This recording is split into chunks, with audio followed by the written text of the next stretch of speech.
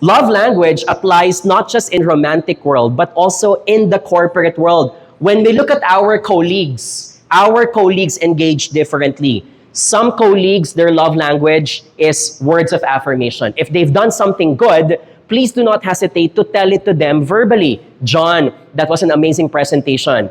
Good job.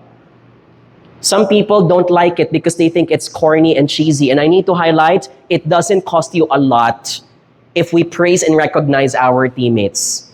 Some people, and here's another bias, some people, their love language is gift, right? You give your friend or colleague a box of pizza or you give them free coffee. And I appreciate it. You can give me all the boxes of pizza and coffee. But my love language is time. What I need is more coaching. What I need is more explanation. What I need is for you to sit down with me to tell me what the project is. So thank you for the boxes of pizza, but if you can't spend enough time for me to be mentored, I will not be able to engage. Great colleagues and leaders are chameleons.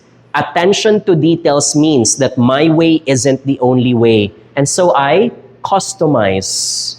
I change the way I do things, and I respect people's diversity. Do we appreciate that? Right? It therefore matters to know our colleagues, not just professionally, but a level of personal knowledge.